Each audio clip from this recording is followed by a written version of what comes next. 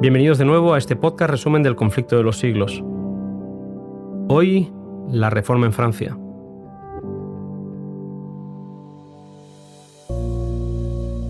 A la vez que las verdades del Evangelio iban abriéndose camino en Alemania o en Suiza, en Francia varios reformadores fueron los encargados de presentar las verdades bíblicas ante el pueblo francés. El primer hombre que aparece en el listado de las personas que descubrieron la verdad de la justicia de Cristo fue Lefebvre, que en 1512 descubrió al estudiar la Biblia que Dios es el que da por la fe la justicia, que por gracia nos justifica para la vida eterna. Entre sus seguidores destacó Guillermo Farel, que como devoto romanista no podía imaginarse que su amada Iglesia pudiera estar enseñando verdades contrarias al Evangelio.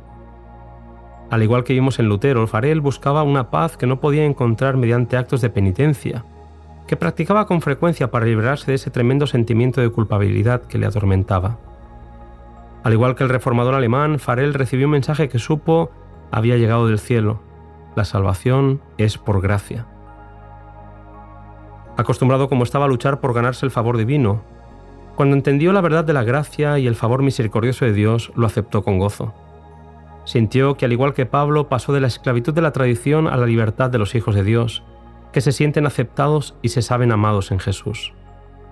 El Nuevo Testamento fue publicado en francés y los franceses recibieron con alegría aquello que durante siglos se les había prohibido conocer.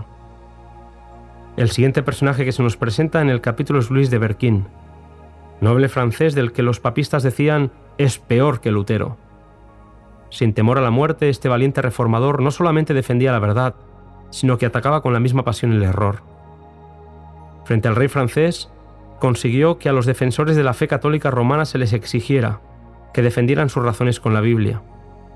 Elena White escribe: bien sabían estos que semejante arma de poco les serviría. La cárcel, el tormento y la hoguera eran las armas que sí sabían manejar. Y así fue como también Berquin acabó estrangulado y su cuerpo entregado a las llamas, el mismo día en el que fue sometido a juicio. La persecución contra la verdad en Francia fue intensa.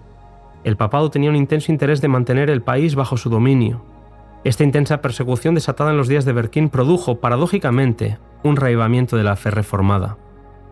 Juan Calvino surgió como un nuevo líder sorpresivo de la fe reformada, puesto que, como romanista convencido, no podía percibir más verdad que la del Papa.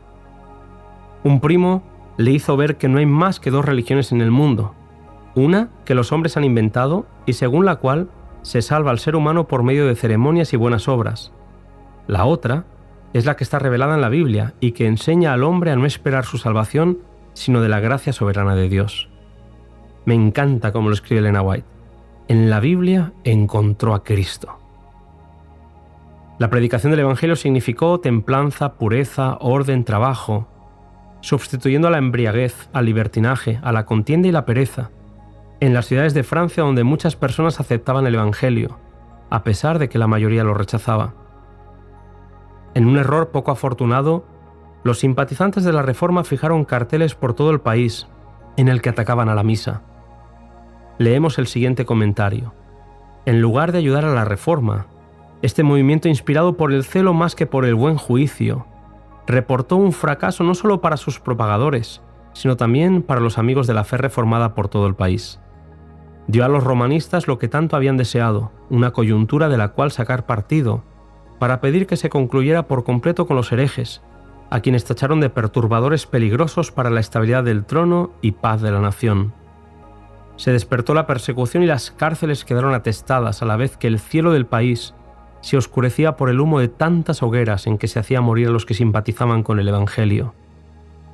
Se marcó una fecha para que Francia se comprometiera formal y solemnemente en la destrucción del protestantismo, bajo el lema de «Viviremos y moriremos en la religión católica». Esa fecha fue el 21 de enero del año 1535. Al final del capítulo, Elena White nos habla del surgimiento de la Orden de los Jesuitas, a la que describe como la más cruel, el menos escrupuloso y el más formidable de los campeones del papado, con el objetivo de reavivar el papado donde quiera que fueran. Los miembros de esta orden se introducían en todos los estamentos de la sociedad europea mediante su hábil capacidad de disfraz que les permitía pasar como consejeros de reyes o siervos de señores. La creación de escuelas para la gente del pueblo hacía que los hijos de protestantes acabaran siendo inducidos a observar los ritos papistas.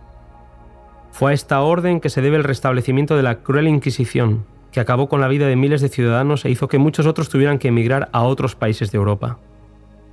A pesar de que las armas del papado eran poderosas para sujetar a Europa en la superstición y el fanatismo, la luz que había comenzado a brillar nunca se apagaría gracias a la fe, el compromiso y el entusiasmo de personas como Calvino, que a pesar de que su carrera como caudillo público no fue inmaculada ni sus doctrinas estuvieron exentas de error, se mantuvo fiel en Ginebra durante los 30 años que duró su ministerio, en la pequeña ciudad suiza, desde donde salían rayos de luz para toda Europa.